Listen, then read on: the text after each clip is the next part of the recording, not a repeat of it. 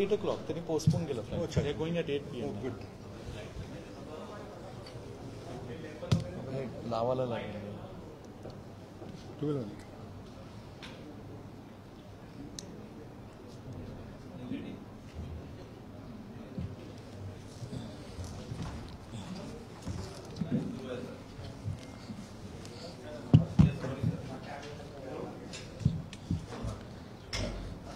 नमस्कार.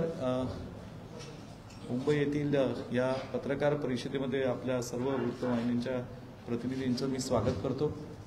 आजची पत्रकार परिषद ही येणाऱ्या 5 सप्टेंबरला जो शिक्षक दिन आहे त्या शिक्षक दिनाचा औचित्य साधून जे महाराष्ट्रातील सांगली जिल्ह्यामध्ये कडेगाव तालुक्यामध्ये एक अत्यंत महत्त्वाचा कार्यक्रम आम्ही आयोजित केलेला आहे. आम्ही म्हणजे कदम कुटुंबातले आम्ही सदस्य पलूस कडेगाव मतदारसंघातील सर्व कार्यकर्ते आणि सांगली जिल्ह्यातील सर्व कार्यकर्त्यांनी हा कार्यक्रम आयोजित केलेला आहे. हा जो कार्यक्रम आहे तो पलूस कडेगाव विधानसभा मतदारसंघाचे भाग्यविधाते आणि महाराष्ट्राचे एक ज्येष्ठ नेते माजी मंत्री भारतीय विद्यापीठ संस्थापक शिक्षण संस्थेचे संस्थापक स्वर्गीय डॉक्टर पतंगरावजी कदम साहेब यांच्या पुतळ्याचं अनावरण व स्मारकाचा लोकार्पण सोहळा हा 5 तारखेला सकाळी 11:30 वाजता अखिल भारतीय काँग्रेस कमिटीचे नेते व देशाचे तरुण तडफदार नेते, देशाच्या लोकसभेचे विरोधी पक्ष नेते सन्माननीय राहुलजी गांधी यांच्या शुभ हस्ते व अखिल भारतीय काँग्रेस कमिटीचे अध्यक्ष सन्माननीय मल्लिकार्जुन खरगे साहेब यांच्या अध्यक्षतेखाली हा कार्यक्रम संपन्न होणार आहे. या कार्यक्रमासाठी देशाचे ज्येष्ठ नेते आदरणीय शरदचंद्रजी पवार साहेब व तेलंगणा या राज्याचे मुख्यमंत्री सन्माननीय रेवंत रेड्डीजी याचबरोबर या कार्यक्रमासाठी महाराष्ट्रातील अनेक नेतेगण, माजी मुख्यमंत्री आदरणीय सुशीलकुमार शिंदे साहेब, आदरणीय माजी मुख्यमंत्री पृथ्वीराजजी चव्हाण साहेब, प्रांत अध्यक्ष काँग्रेस कमिटीचे आदरणीय नाना पटोलेजी, आदरणीय बाळासाहेब थोरातजी, राष्ट्रवादी काँग्रेस पक्षचे अध्यक्ष आदरणीय जयंतराव पाटील साहेब आणि विरोधी पक्षनेते विजय वडेट्टीवारजी अशी महाराष्ट्रातले अनेक नेतेगण ही या कार्यक्रमाला उपस्थित राहणार आहे. हा पुतळा आणि हे स्मारक हे डॉक्टर पतंगराव कदम सोनीरा सहकारी साखर कारखान्याच्या परिसरामध्ये उभं केलेलं आहे. हे डॉक्टर पतंगराव कदम सोनीरा सहकारी साखर कारखाना हा वांगी या गावामध्ये स्थित आहे. वांगी हे स्वर्गीय यशवंतराव चव्हाण साहेबांचं जे जन्मगाव देवराष्ट्र, या देवराष्ट्रापासून 2 किलोमीटरच्या अंतरावर असणारं हे वांगी गाव आहे. आणि त्या ठिकाणी हा पुतळा जो बनवलेला आहे तो पुतळा ज्येष्ठ शिल्पकार राम सुतार यांनी हा पुतळा केलेला आहे. आणि तिथे त्या स्मारकामध्ये आम्ही एक विठ्ठलाचं आणि गणेशाचं आणि तुळजाभवानीचं मंदिरही केलेलं आहे. आणि तिथे एक संग्रहालय पण आम्ही उभं केलेलं आहे, म्युझियम, ज्याच्यात संपूर्ण भारताचा, महाराष्ट्राचा आणि सांगलीचा इतिहास मांडलेला आहे. मी यापुढे आदरणीय पृथ्वीराज चव्हाण साहेबांनी थोडं पतंगरावजी कदम साहेब आणि या कार्यक्रमासंदर्भात आपल्याला माहिती द्यावी अशी मी त्यांना विनंती करतो. धन्यवाद. नमस्कार. आत्ताच डॉक्टर विश्वजित कदम यांनी आपल्याला सांगितल्याप्रमाणे 5 सप्टेंबर शिक्षक दिनी कडेगाव या डॉक्टर पतंगरावजी कदम यांच्या कर्मभूमीमध्ये त्यांच्या नावाने तिथे चालू होतेल्या साखर कारखान्याच्या परिसरामध्ये त्यांचं एक भव्य स्मारक, एक पुतळा आणि एक संग्रहालय असा एक परिसर अनेक दिवसापासून तिथे तयार करायचं चालू होतं. त्याचं विधिवत उद्घाटन हे 5 तारखेला 11:30 वाजता होणार आहे. त्या कार्यक्रमाला लोकसभेचे विरोधी पक्ष नेते राहुलजी गांधी, काँग्रेस पक्षाचे अध्यक्ष मल्लिकार्जुन खरगे, माजी मुख्यमंत्री तेलंगणा राज्याचे विद्यमान मुख्यमंत्री आणि पवारसाहेब आणि विविध पक्षांचे नेते, राजकीय नेते वगैरे सगळे उपस्थित राहणार आहेत. त्या कार्यक्रमाची माहिती देण्याकरता आज आपल्या सर्वांनी इथे निमंत्रित केलेलं. आपल्याला माहिती आहे की सांगली जिल्ह्यातल्या कडेगाव तालुक्यातील एका अत्यंत छोट्या गावामध्ये, सामान्य कुटुंबामध्ये डॉक्टर पतंगरावजी कदम यांचा जन्म झाला आणि त्यांनी अत्यंत खडतर परिस्थितीला तोंड देत त्या सांगली जिल्ह्यातल्या दुष्काळी भागातून येऊन पुण्याला येऊन एक शिक्षण संस्था सुरू केली.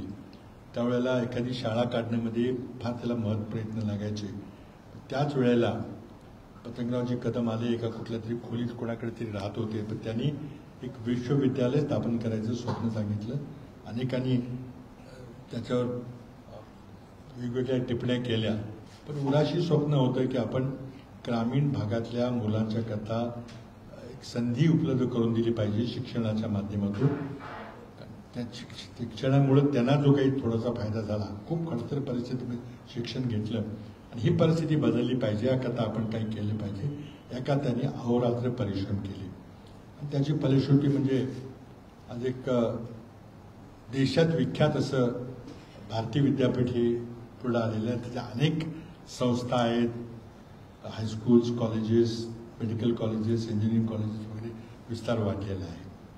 आणि हे फक्त डॉक्टर पतंगरावजी कदम यांच्या जिद्दीमुळं, परिश्रमामुळं, चिकाटीमुळं आणि त्यांनी डोळ्यासमोर जे ध्येय ठेवलेलं होतं त्या ध्येयामुळं आज त्यांचं थोडंसं अकाली निधन झालं. तर माझ्या मंत्रिमंडळामध्ये माझे सहकारी म्हणून, माझे ज्येष्ठ सहकारी म्हणून खांद्याला खांदा लावून आम्ही जवळजवळ 4 एक वर्ष एकत्र काम केलं. त्याचं काम मी अतिशय जवळून पाहिलेलं आहे. चिकाटी, जिद्द, एकदा आयुष्यातला गोल ठरवला की तो गोल पूर्ण करण्याकरता, ते उद्दिष्ट पूर्ण करण्याकरता काही परिश्रम करावे लागले, ते परिश्रम करण्याची तयारी. आणि केंद्रबिंदू हा सांगली जिल्ह्यातल्या कडेगाव तालुक्यासारख्या दुष्काळी भागातल्या गरीब शेतकऱ्याचा मुलगा मुलगी आणि त्याचं जीवन समृद्ध करण्याची जिद्द हे त्यांच्या आयुष्याचं ध्येय होतं. त्यांनी मंत्री म्हणून अनेक विभागांवर काम केलं. ज्या ज्या विभागामध्ये काम केलं त्यांनी त्यांची आगळी वेगळी छाप टाकली. सगळ्या आपल्या सहकारी असतील, कर्मचारी असतील, कनिष्ठ कार्यकर्ते असतील, त्यांनाही विश्वासानं आपला सहकारी म्हणून ते नेहमी वागवत असत. आणि हे सगळं करत असताना सत्तेत राहिले, विरोधात राहिले, संघर्ष केला, निवडणुका जिंकल्या आणि नेते घडवले, कार्यकर्ते घडवले, शिक्षण क्षेत्रामध्ये आमूलाग्र क्रांती केली. आणि या महान व्यक्तिमत्वाचं आपल्या पश्चिम महाराष्ट्रातल्या आणि महाराष्ट्रातल्या महान व्यक्तिमत्वाचं एक स्मारक या ठिकाणी कडेगावला उभं केलं गेलेलं. डॉक्टर विश्वजित कदम हे अतिशय समर्थपणे त्यांचा वारसा चालवत आहेत. मी स्वतः त्या स्मारकाच्या स्थळाला मी भेट दिलेली आहे. काम चालू होतं. आता त्यामध्ये कळस म्हणजे पतंगरावजींचा एक पूर्णाकृती पुतळा हा तिथं स्थापन केला जाणार आहे. त्याचं अनावरण 5 तारखेला होणार आहे. आणि ते सगळं जे स्मारक आहे खूप मोठं व्यापक स्मारक आहे, खूप मोठ्या क्षेत्रामध्ये आहे. संग्रहालय आहे, बऱ्याचशा गोष्टी आहेत तिथं. खूप सुंदर वास्तुशिल्प असं झालेलं आहे. त्याचं विधिवत उद्घाटन हे येत्या 5 सप्टेंबरला शिक्षक दिनी होणार आहे. 11 वाजता होणार आहे. आणि पश्चिम महाराष्ट्रातला एक अत्यंत मोठा शेतकरी मेळावा म्हणा, शैक्षणिक मेळावा म्हणा, असा मेळावा तो होणार आहे. आणि त्यामध्ये काँग्रेस पक्षाचं तर सगळं नेतृत्व, महाराष्ट्राचं नेतृत्व उपस्थित राहणार आहे. काही लोक त्याला निवडणुकीचा बिगुल असं म्हणतायत, पण मी काही म्हणत नाही. हा कार्यक्रम आमचा फक्त पतंगरावजींचा कार्यक्रम आहे. तुम्हाला त्याचं तसं वर्णन करायचं तर जरूर करा, कारण काँग्रेसचे आमचे सगळे शीर्ष नेते तिथे येणार. अगदी राहुल गांधीपासून काही मुख्यमंत्री आजी माजी तिथे येणार आहेत. आणि एक कृतज्ञता सोहळा म्हणून हा सोहळा आम्ही साजरा करतोय. त्यानंतर पुन्हा निवडणुकीची धामधूम सुरू होईल आणि 1-2 दिवसात गणेशोत्सव देखील आहे. त्याच्या आधी शिक्षक दिनाचा औचित्य साधून, कारण शिक्षणाकरता डॉक्टर पतंगरावजींनी जे काम केलं त्यामुळे शिक्षण दिनाचं औचित्य साधून हा कार्यक्रम या ठिकाणी होतोय. याला आपण सगळे निमंत्रित आहातच. आणि अगदी म्हणजे तुम्हाला जायची याची व्यवस्था देखील त्यात काही काळजी करू नका. आणि आपण सगळ्यांनी यावं. आमचा परिसर कसा आता सुजलाम सुफलाम झालेला आहे. काही तिथं पाण्याची व्यवस्था झालेली आहे, तिथं बागायत झालेलं आहे, ते सगळं पाहा तुम्ही. आणि पतंगरावजींनी जे मोठं काम उभं केले. कदाचित शहरातल्या माणसांनी त्याचं महत्त्व कळणार नाही, पण आज ग्रामीण भागातली मुलं जी आपल्या पायावर उभं राहिली तर जगात आज ते कुठं कुठं चमकतायत. ते ही जर सोय नसती कदाचित इतर कुठेतरी झाली असती, पण आज ही सोय झाल्यामुळं त्या परिसराचं नंदनवन झाल्यासारखं चित्र उभं राहिलेलं आहे. तरी या कार्यक्रमाची माहिती देण्याकरता आपल्याला निमंत्रित केलेलं आहे. आपण सगळे आला त्याबद्दल धन्यवाद.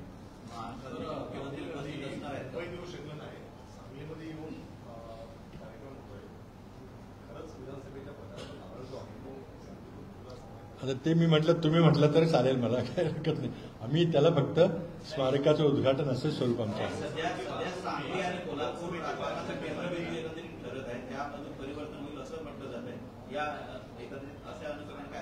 नाही, परिवर्तन म्हणजे काय बघा, शैक्षणिक कार्यातून परिवर्तन झालेलं आहे, सामाजिक परिवर्तन झालेलं आहे. जिथं आर्थिक संस्था, साखर कारखाने सुरू झालेली आहेत, जिथं पाणी आणलेलं आहे, तिथं शेतकऱ्यांचं जीवन समृद्ध झालेलं आहे. तिथं राजकारणी खूप प्रभावी राजकारण चालतं. लोकसभेला आपण पाहिलं, या परिसरामध्ये खूप सक्रिय झाली.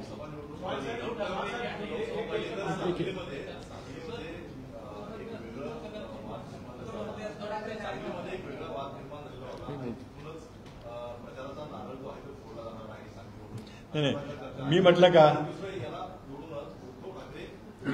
साहेब उद्धवजींचं नाही, आदरणीय उद्धव ठाकरे साहेबांना मी गेल्याच रविवारी समक्ष भेटलेलो होतो त्यांच्या निवासस्थानी मातोश्रीवर. त्यांनी वेळही दिलेली होती आणि जवळजवळ अर्धा तास मला चांगला वेळ आदरणीय उद्धव ठाकरे साहेबांनी दिला. त्यांनी मला सांगितलं की मी विश्वजित या कार्यक्रमासाठी नक्कीच येण्याचा प्रयत्न करतो. अजून ते अनिश्चित आहे, कारण त्यांनी कुठेतरी त्या दिवशी कदाचित त्यांचा एक खासगी दौरा आहे असं त्यांनी सांगितलंय, पण मी येण्याचा प्रयत्न करतो असं सध्या सांगितलेलं आहे. पण अजून कन्फर्मेशन मिळालेलं नाही.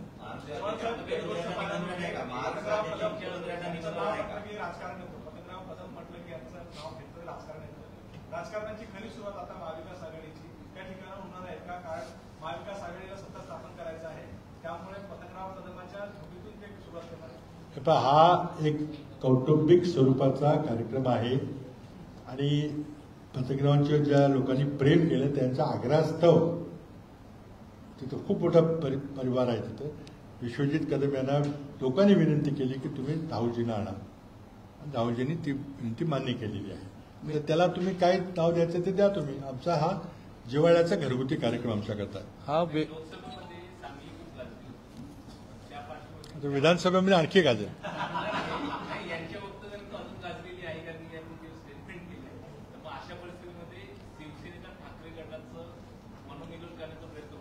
नाही, मी सांगितल्याप्रमाणे मी सन्मान्य शिवसेना प्रमुख उद्धव ठाकरे साहेबांना मी स्वतः भेटून पत्र दिलेलं आहे, निमंत्रण दिलेलं आहे. त्यांनी ते स्वीकारलं. मला अर्धा तास चांगला वेळ दिला. अनेक विषयांवर आमची चर्चा झाली आणि त्यांनी एवढंच सांगितलं की मी ह्याच्या बाबतीत येण्याचा नक्की प्रयत्न करेल. हे जे आहेत त्यांचे शब्द सांगतोय. आणि फक्त ते म्हणले त्या दिवशी काहीतरी खासगी त्यांचा दौरा आहे आणि त्याच्यावर अजून त्यांनी कन्फर्मेशन दिलेलं नाही आहे. आणि हा मी पुन्हा सांगू इच्छितो, हा व्यक्तिगत आम्ही कदम कुटुंब, पलूस कडेगाव मतदारसंघ आणि सांगली जिल्हा म्हणून हा मोठा आम्ही कार्यक्रम करत आहोत. आणि 5 सप्टेंबरचं शिक्षक दिनाचंच महत्त्व ओळखून पतंगरावजी कदम साहेबांनी जे शिक्षण क्षेत्रात आणि जे काय राजकारणात काँग्रेस पक्षाच्या विचारातून महाराष्ट्रात काम केलं त्याच्यासाठीच आदरणीय राहुलजी गांधी हे खास 5 सप्टेंबरच्या दिवशी या आमच्या एक व्यक्तिगत कार्यक्रमाला येत आहेत. त्याचबरोबर या ठिकाणी आदरणीय श्रीमती सोनियाजी गांधींनाही आम्ही निमंत्रण दिलं होतं, परंतु त्यांनी त्यांच्या व्यक्तिगत काही ह्याच्यामुळं त्या येऊ शकल्या नाही आहेत. आणि म्हणून आज या ठिकाणी हा कार्यक्रम राहुलजी गांधी, खरगे साहेब आणि ज्यांनी कदम साहेबांना प्रत्यक्षपणे पाहिलेलं आहे, त्यांच्याबरोबर म्हणजे सहवास त्यांना मिळालेला आहे, अशी जी जुनी मंडळी आहेत महाराष्ट्रातली ज्येष्ठ मंडळी, अशी सगळी आम्ही या ठिकाणी कार्यक्रमाला बोलवलेली आहे.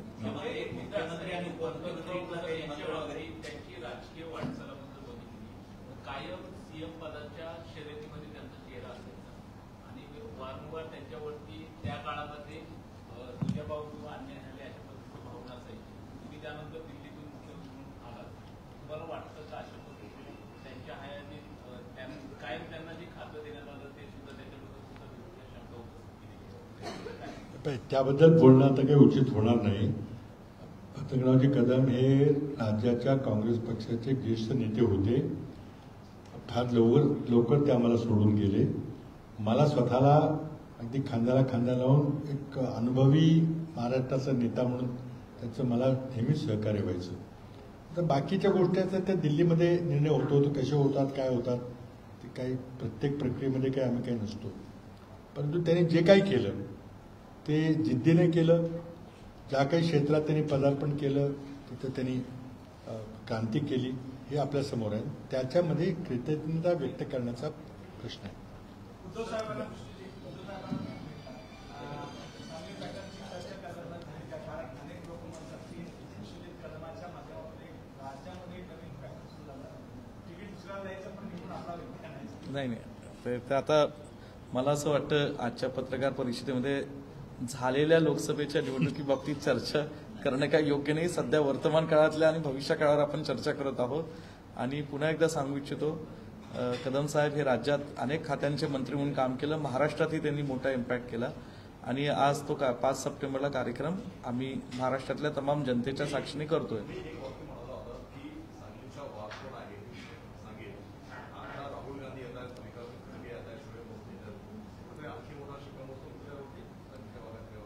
मी एवढंच सांगतोय की त्यांनी व्यक्तिगत कदम कुटुंबाच्या निमंत्रणेला मान देऊन आदरणीय राहुलजी गांधी खास बाब म्हणून आज 5 सप्टेंबरचं देशाचं लोकसभेचं विरोधी पक्ष नेतेपद स्वीकारल्यानंतर पहिल्यांदा महाराष्ट्रामध्ये येत आहे. ज्या महाराष्ट्राने एकूण काँग्रेसच्या आकड्यांमध्ये सर्वात जास्त खासदार निवडून दिलेले आहेत. आणि त्या अशा मातीमध्ये येत आहेत ज्या मातीने यशवंतराव चव्हाण साहेब, वसंतदादा, पतंगरावजी कदम साहेब अशी आर पाटील साहेबांसारखी काही महाराष्ट्राला नेते मंडळी दिली. आणि म्हणून ह्या कार्यक्रमासाठी आम्ही जय्यत तयारी करतोय. ह्याच्यात पुढं जे होईल ते होईल. बस करे राष्ट्रवादी काँग्रेस, अजित पवार राष्ट्रवादी काँग्रेसकडनं आज राज्यभर मूक आंदोलन केलं जातंय. सत्तेत सहभाग असतं नेत्यांना या संदर्भात मोठी कारवाई करावी, ज्या दिवशी आढळले त्यांच्या संदर्भात सत्तेत अशा पद्धतीची भूमिका यांनी तितपत योग्य आहे. आता ते मूक आंदोलन कशाबद्दल करतायत ते पाहिजे. बऱ्याच घटना घडल्या आहेत, त्यामुळे कशाबद्दल ते मूक आंदोलन करतात. आणि मला वाटतं मूक आंदोलन केल्यापेक्षा जर राजीनामा दिला असतं तर चांगलं झालं असतं, पण ते प्रभावी अधिक झालं असतं. की तुमचं जर इतकं मोठं अपयश आहे तर ते अपयश फक्त मूक आंदोलनाने म्हणजे उत्तरं द्यायला लागू नयेत म्हणून मूक आंदोलन करायचं का? आम्ही केलं मूक आंदोलन कारण आम्हाला त्याचे परिस्थितीचं गांभीर्य होतं म्हणून. तुम्ही सरकारमध्ये आहात, तुम्हाला उत्तरं दिली पाहिजेत ना. महाराष्ट्रात जे काही घडले ते चांगलं चाललंय का, त्याची उत्तरं दिली पाहिजेत. त्याचं म्हणणं असं आहे दादांनी मोठ्या मंचावरून महाराष्ट्राची माफी मागितली आहे, त्यामुळे आता एक असंच अशापर्यंत म्हणजे समर्थनार्थ पहिल्यांदा माफी मागितली मला वाटतं शेलारांनी, ते मंत्रिमंडळात नाहीत. आता नंतर मग मागितली अजित पवार असं तुम्ही सांगताय. मुख्यमंत्री काय बोलायला तयार नाहीत, देवेंद्र फडणवीस काय बोलायला तयार नाहीत. त्याला जबाबदार कोण आहे घटनेला किंवा ज्या काही चाललेल्या आहे महाराष्ट्रामध्ये? कोण जबाबदार आहे? कोणीतरी जबाबदारी स्वीकारली पाहिजे ना. काहीच घडलं नाही का? म्हणजे आम्हाला आमच्या मनात संताप आहे याबद्दल. कुणाला कॉन्ट्रॅक्ट दिलं, कितीला कॉन्ट्रॅक्ट, सगळे कागदपत्र गायब झालेत. दोन्ही माणसात तुम्ही गायब केलेली आहेत. काय घडलं सांगा ना. तुम्ही मूक राहून काय चालणार नाही, उत्तरं द्यायला लागतील जनतेला. तुम्ही आता नका देऊ, पण निवडणुकीच्या दिवशी तुम्हाला उत्तर लोक मागतील.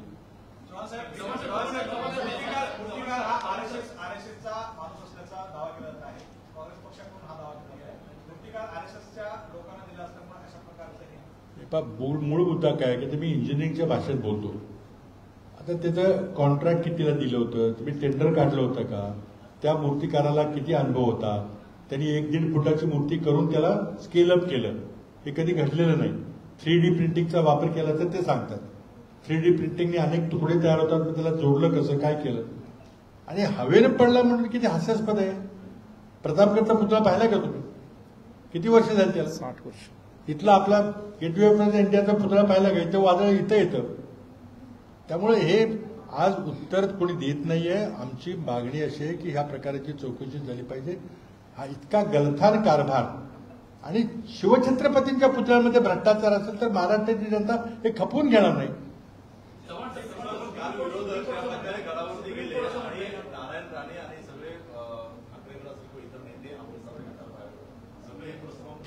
हे पहा असं आहे, मी आता एका वृत्तपत्राच्या वर्धापन दिनाच्या निमित्तानं जो राजकीय डायलॉगचा कार्यक्रम होता त्याला गेलो होतो. म्हणून मला यायला वेळ झाला. मी 12 वाजता येतो म्हटलं होतं, पण ते कार्यक्रम सुटला नाही, मला काही येता आलं नाही. तर तिथल्या अँकरने विचारलं मला की आता जे काही चाललंय ते तुम्हाला काय वाटतंय. आता मी एवढंच सांगतो, आणि मला हे विचारलं की मी दिल्लीची कारकीर्दमध्ये बरं विचारलं की इंदिरा गांधी आणि मनमोहन सिंग यांचं सरकार असताना जरा सकृतदर्शनी भ्रष्टाचार झाला असं दिसलं तरी आम्ही त्या नेत्याला बाजूला केलं होतं. सकृतदर्शनी, पुढे सिद्ध हो अगर न हो. आणि ही भाषा जर सोनिया गांधींच्या सरकारमध्ये एखाद्या आमच्या कार्यकर्त्यांनी वापरली असते, जी आज आपण मालवणमध्ये पाहिली किंवा कुठं पाहिली, तर त्या नेत्याची ताबडतोब हकालपट्टी केली असती. ते कधीही सहन केलं नसतं. कारण राजकारणामध्ये साधन सुचिता पाळायचा ही जबाबदारी नेत्यांची असते. कार्यकर्ते काही बोलतील, त्यामुळे ही जबाबदारी भाजपच्या नेत्यांची आहे. त्यांचे माणसं अशा प्रकारचे वक्तव्य करतायत, असा राडा करतायत, विधानसभेमध्ये हाणामारी करतायत. हे तुम्हाला चालतं का? आता हे महाराष्ट्राची जनता पाहते की राजकारणाचा दर्जा कोणी खाली इतका आणलेला आहे. पोलिसांना धमकी दिली गेली निलेश राणेंकडनं. एक व्हिडिओ व्हायरल होतं निलेश राणेंनी ज्या पद्धतीने पोलिसांना धमकी दिली. गृहमंत्री म्हणतात की राणे साहेबांचा स्वभावच आहे आक्रमकपणे, पण ते कधी धमकी देत ठीक आहे, महाराष्ट्राची जनता बघतेय, पाहून घेईल. गृहमंत्र्यांचा आता त्यांच्या खात्यावर कंट्रोल राहिलेला नाही. आज तुम्ही कल्याणमधली घटना, बदलापूरची घटना दडपायचा प्रयत्न केला, कारण ती व्यक्ती काही राजकीयदृष्ट्या कनेक्टेड आहेत म्हणून. आज तुम्ही कॉन्ट्रॅक्ट देताना एका राजकीय विचाराच्या व्यक्तीला कॉन्ट्रॅक्ट दिलेलं आहे. त्याची क्षमता आहे का नाही ते पाहिलं का नाही मला माहिती नाही. तो 24 वर्षाचा तरुण होता. त्यांनी एवढा मोठा पुतळा कधी पूर्वी केला नव्हता. कुठल्याही सरकारी कॉन्ट्रॅक्टमध्ये पूर्वानुभव महत्वाचा असतो, तो तुम्ही विचारात घेतला नाही. टेंडर काढलं होतं का, त्याला कसं निवडलंय, उत्तर दिली पाहिजे. तुम्ही त्या माणसाला तर कुठेतरी बाहेर गायब केलेलं आहे, बोलू नये म्हणून, मीडियाच्या समोर येऊ नये म्हणून. महाराष्ट्राची जनता माफ करणार नाही. कार्यक्रम कुछ और है, कुछ हम भटकाए जा रहे हैं. एक लास्ट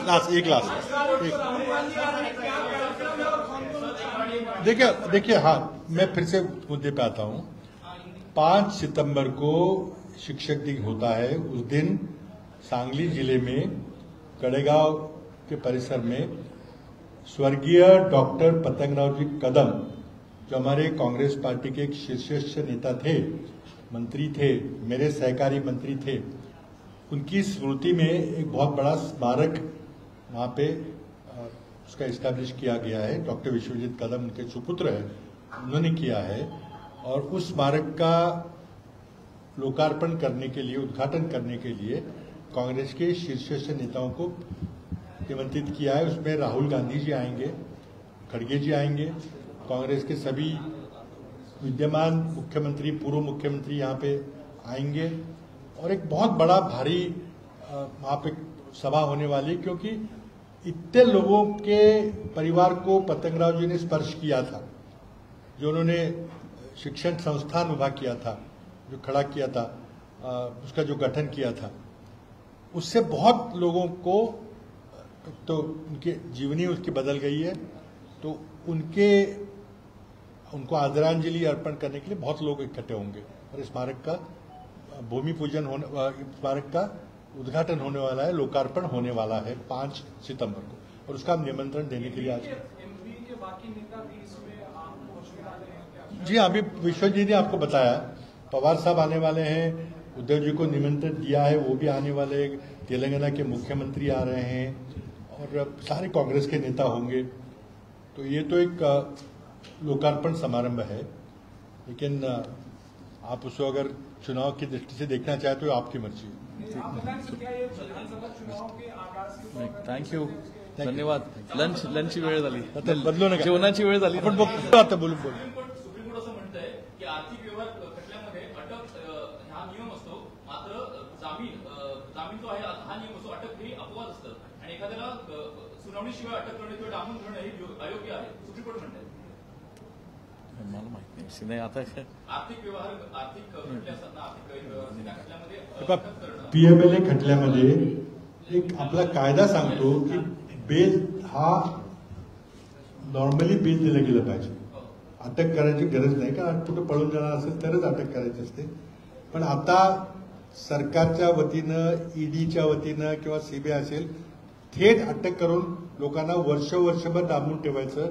आम्ही पुरावा गोळा करतोय हे सांगायचं आणि तुम्ही पुराव्यामध्ये काहीतरी हस्तक्षेप कराल हे सांगायचं आणि त्यांना दाबून ठेवायचं. तर सुप्रीम कोर्टानं त्यावर टिप्पणी केलेली आहे की हे चुकीचं आहे. बेल देणं ही प्रत्येकाचा म्हणजे नियम म्हणण्यापेक्षा हा मूलभूत अधिकार आहे नागरिकांचा. तुम्ही दाबू शकत नाही कोणाला.